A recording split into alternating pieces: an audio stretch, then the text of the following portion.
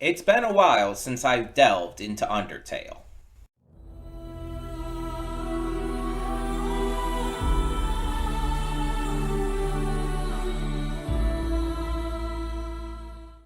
Hey everyone, welcome to Princess Gay. I'm your host Connie, and today we are here with something interesting because it's something I wouldn't usually do. So this is called Don't Have to Hide Undertale Comic Dub Movie Full.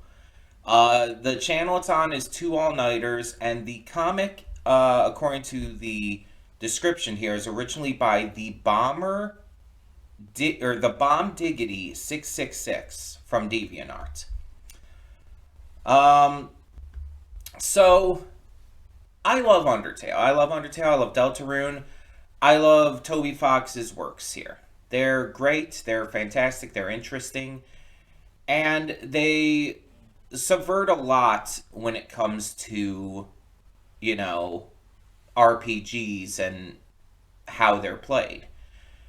Not to mention, the story has a lot of great depth and maturity to it, and isn't just your typical fantasy story that you see in a lot of these RPG games. It really stands out, and the fact that initially it was made by like a skeleton crew of practically nobody but Toby is insane.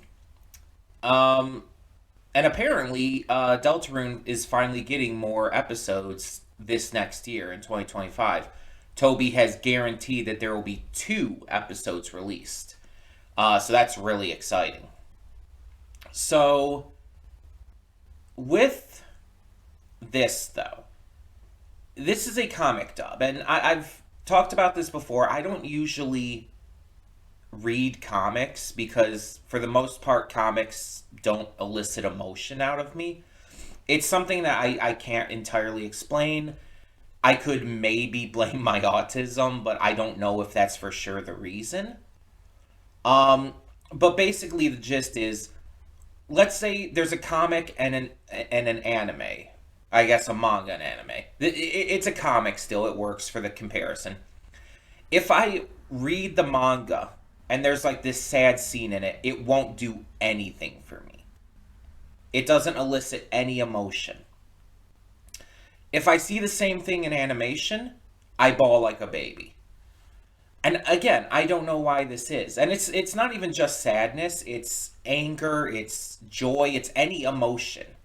I don't feel anything reading most comics and manga.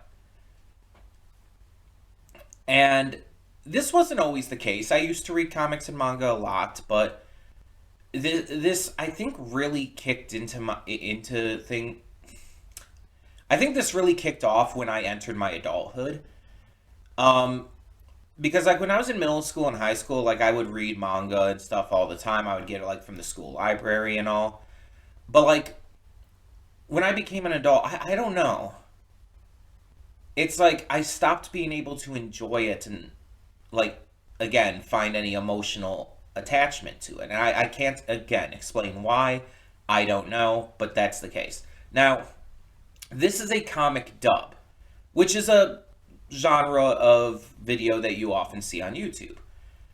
I don't tend to usually watch them though. Um, this is basically taking a comic and adding voiceover to it while like moving the screen over the comic and stuff. And there sometimes might be sound effects or whatnot, but usually there aren't. It's just the voices. And it's a way to add more depth to the comic and get people to maybe check more of that creator stuff out and stuff. Um, this was a request, just so you know, this is our YouTube reaction of the week. This was a request by Isabella, and while I was big into Undertale, I was never like a massive part of the fandom, you know what I mean? Where it's like you have this side of the fandom where it's like they just became obsessed. Like I was big into it, and I even tried to be part of that side of the fandom where I would just like get into everything, and I just never could. every time I tried, it just never felt genuine. And I always backed off, like, in no time. Because, like, even the things I'm, like, really, really into, I never became that obsessive. And it's hard for me to, like, be that obsessive. Because I feel like I want to move on and check out other stuff as well. I mean, I always love the stuff that I love, and that will never change. Like, I'll always love My Little Pony Friendship is Magic. I'll always love the Owl House, even though those are over and not coming back. I'll always love them, and I can always rewatch them at any time. But I have still moved on, and I want to move on. I want to discover new things. I want to discover that kind of feeling again with different shows. So, Undertale, I never really understood the people who got like insanely obsessed with it, like to an unhealthy degree. Like, if you just really loved it, that's fine, but I'm talking about the people who were a little creepily obsessed with it. And it became this like massive phenomenon because of that, mind you. But it always just felt off to me. And a lot of the obsessive fans would like go feral over comic dubs if you didn't do like the voices right and everything, like exactly how they imagined the voices would be, because the game doesn't have voices, it just has some noises that play when the text scrolls. If you didn't do the voice exactly right, like I saw a lot of hate, I saw a lot of horrible treatment towards others. It was bad. Going into this, I'm going to judge this based on the writing of the comic, obviously, and my perception of the voice actors, but I'm not going to like be a bitch about it. I'm not going to hate on them if the voices aren't exactly what I would expect them to be. I'm just going to take this as it is and try to enjoy it, and mostly try to enjoy the story, or like see what kind of like ideas were going on here. Um, I guess we'll see how it all turns out. I don't really know what to expect or what more else to say.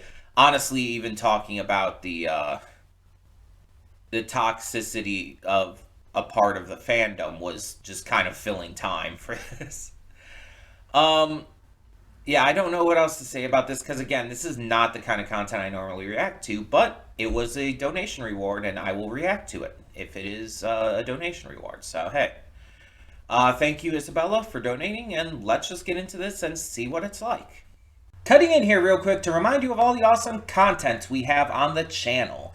Between Monday and Friday, we have a plethora of awesome series reactions with 2 on Wednesday. We also have movie reactions every Saturday and Sunday. I do pre-record them during the week, but upload them on the weekend.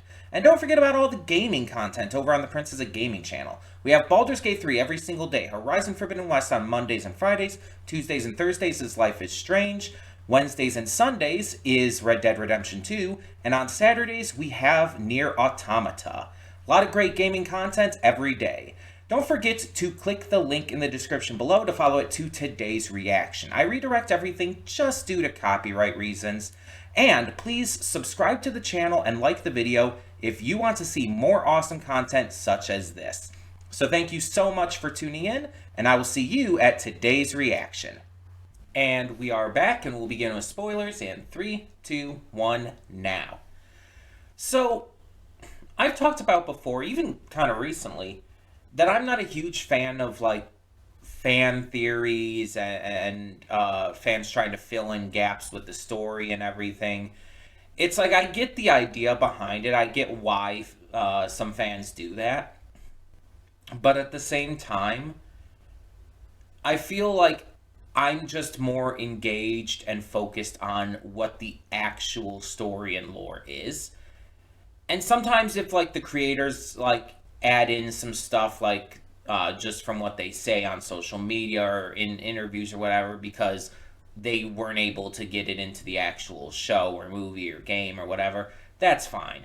But when fans try to create their own lore and try to create their own continuity and information and everything, again, to fill in these gaps, to explain away certain mysteries, etc., etc., it feels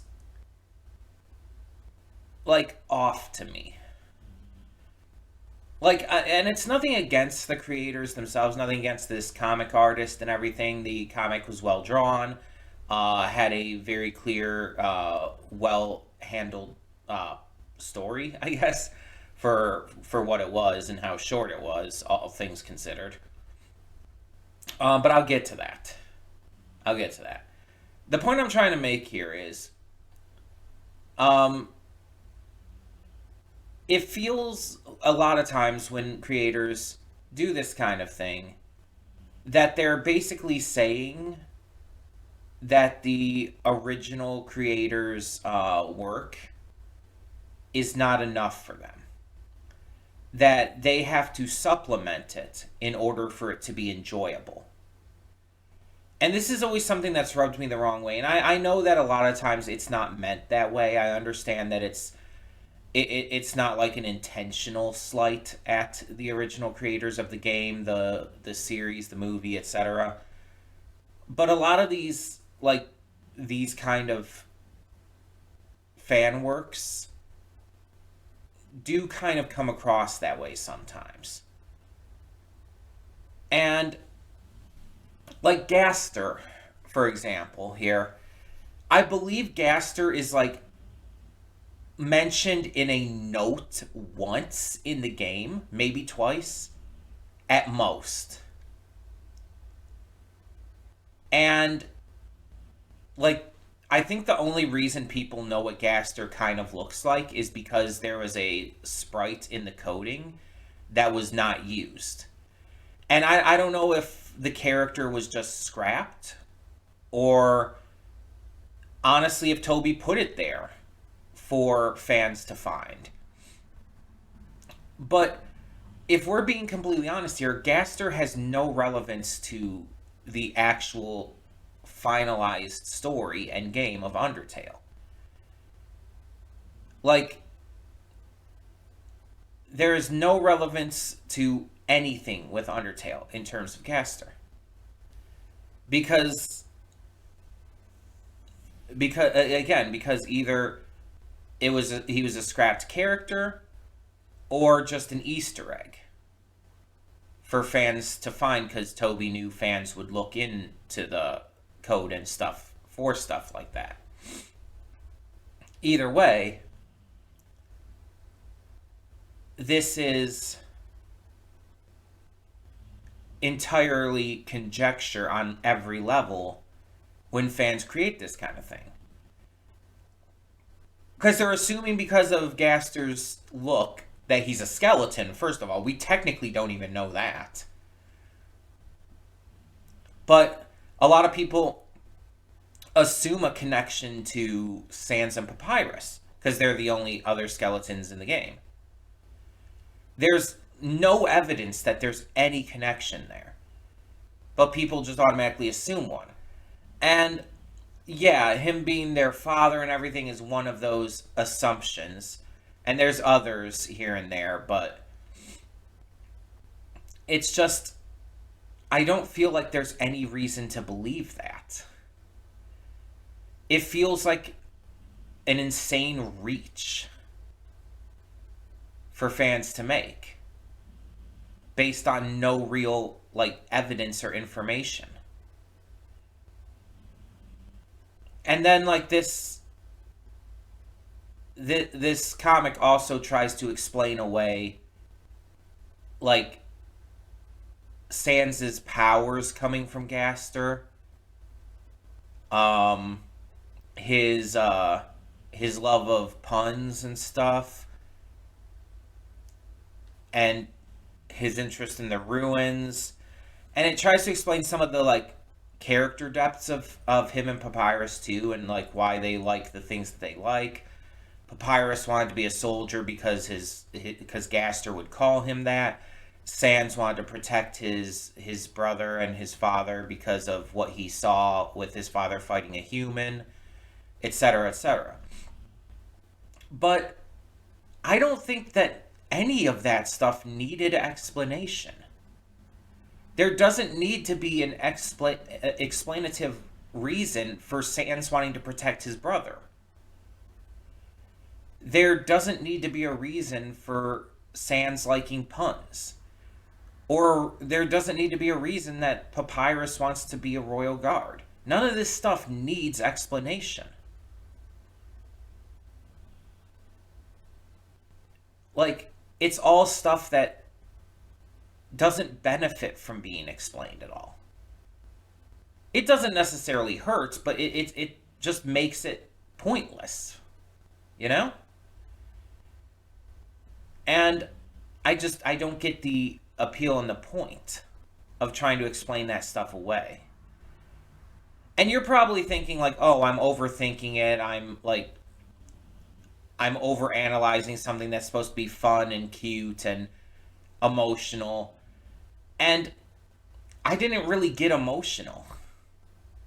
I didn't like I found it kind of cute a little bit, but honestly, it's like the voice acting was fair. It was good, nothing amazing, but good. But it was with that and the background music and everything. It just the story wasn't enough to get me like invested.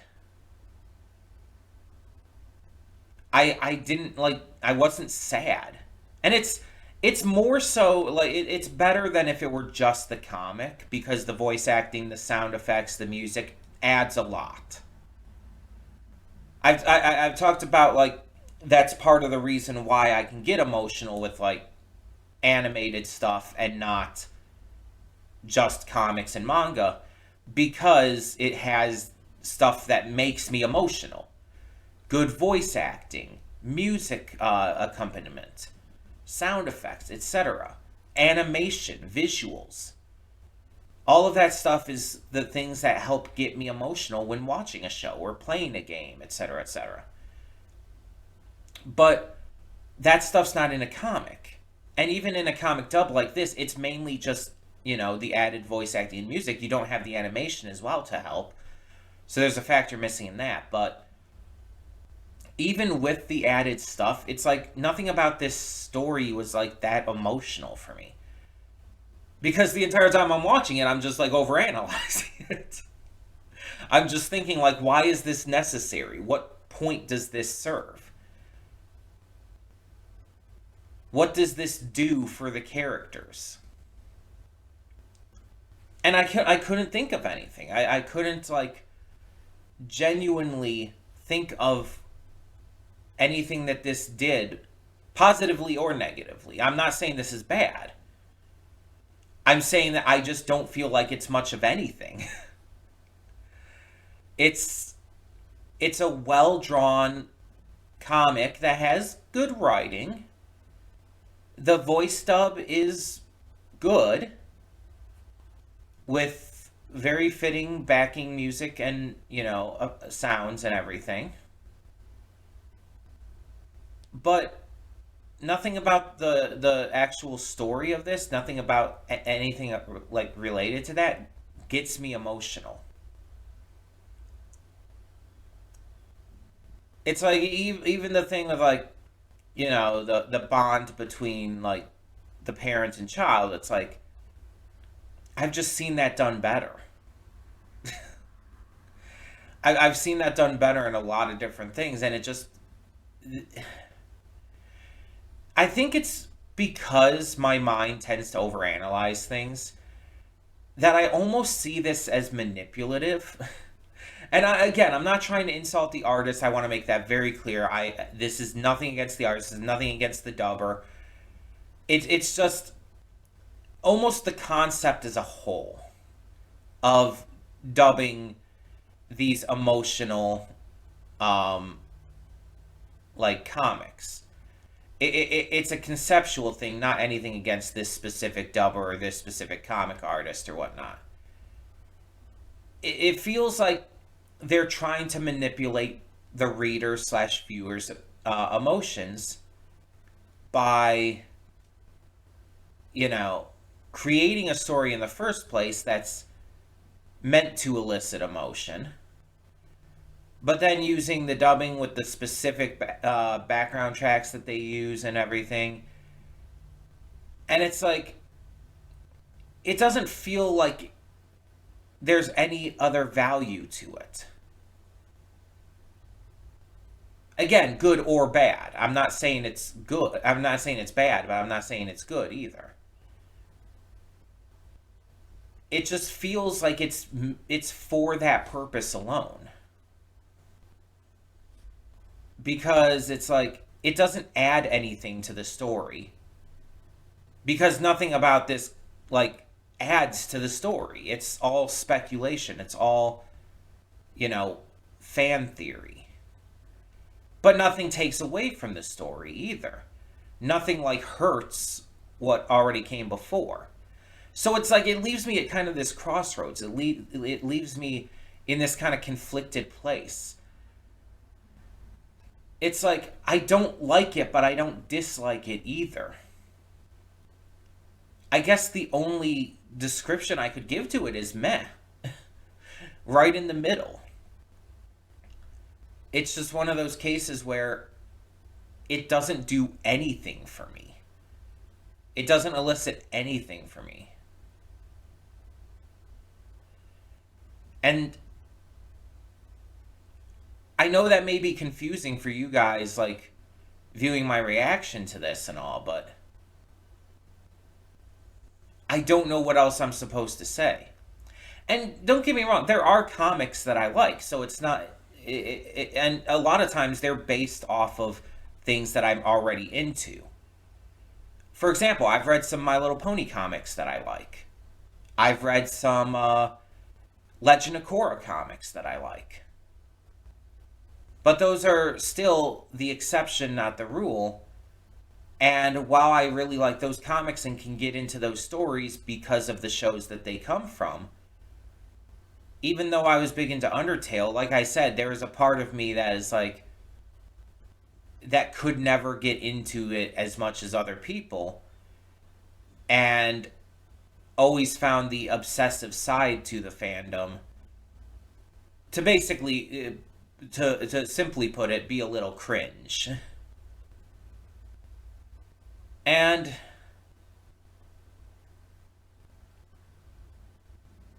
it's just a case of,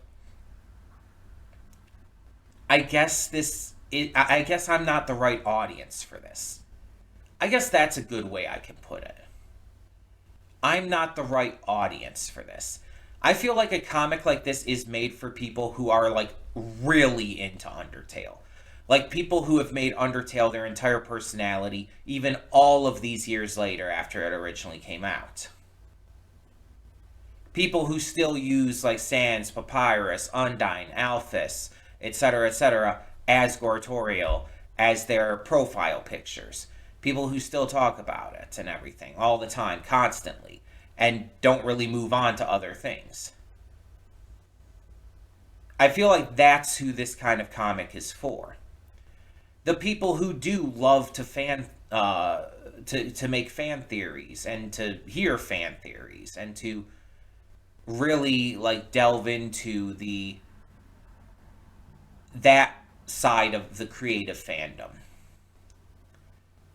It's like I just like playing the games. I just like the art. I like some of the music.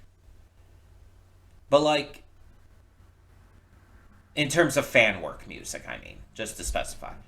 But I don't like I'm not into this kind of stuff typically. It doesn't make a lot of sense to me, and it's just because of how my mind works. I just don't find the appeal.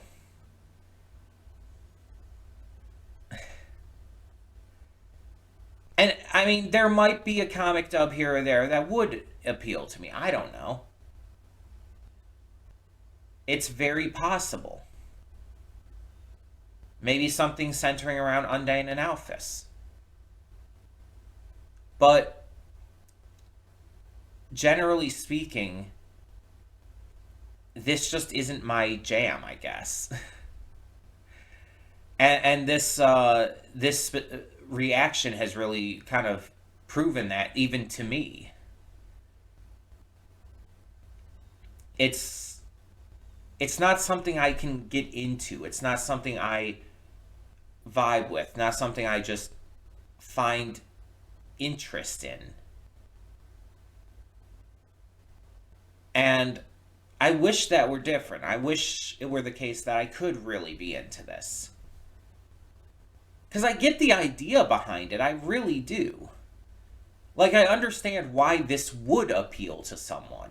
That's the weird part of being autistic that I feel like not as many people talk about.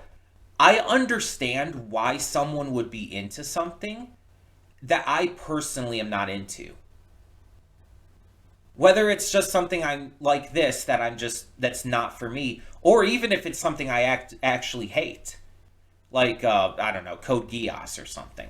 I can understand why someone would like that kind of thing or be into that. I get it. But I can't be into it in that same way. Even though I know why others are, I can't, like, emulate that, I guess you could say. And it's like this weird aspect of my autism that this isn't true for everyone, because obviously everyone with autism has different symptoms, different uh, different things that they do, or the different ways they think, etc., etc. And yeah, no two autistic people are alike, but there are some symptoms and stuff that do carry over from some autistic people to some others. So it's like, I have heard of other autistic people having this specific thing. And it's just something I don't hear about too often. But it's like, it's a really just weird feeling. And so I wanted to kind of touch on that there. Um, but yeah, this is really interesting in regards to the creative process that would have come up with this and the ideas and everything that this could work into. But like I said, it's not for me, clearly. It's just something that I can't personally understand and get into in that way, because it's just something that I'm, typically speaking, not into. Something that I typically am just not against, but something that I just don't find an appeal in. So maybe someone can explain things better to me for the appeal of this and whatnot, like what they find they like about it. Like Isabella or Venom or anyone else on the channel, Dice, anyone. If you want to, if you like this kind of content and could explain to me like what it is about it you like. And that goes not just for like comic dubs, not just for comics in general, but also like fan theories and whatnot, um, and just that general kind of thing. If you could let me know, like, I'd appreciate that. I'd love to like know more about your side of things and hear more about your perspective on this kind of stuff. For now, though, yeah, like I said, I just don't really have much of an opinion here. I don't hate it, but I don't like it either. It's like I don't see it as good or bad. It's just kind of right in the middle. But I hope you enjoyed the reaction nonetheless. That all being said, once again, thank you so much for tuning in. Thank you to Isabella for donating for this. And for now, I'm Connie and I'm signing off. See y'all next time.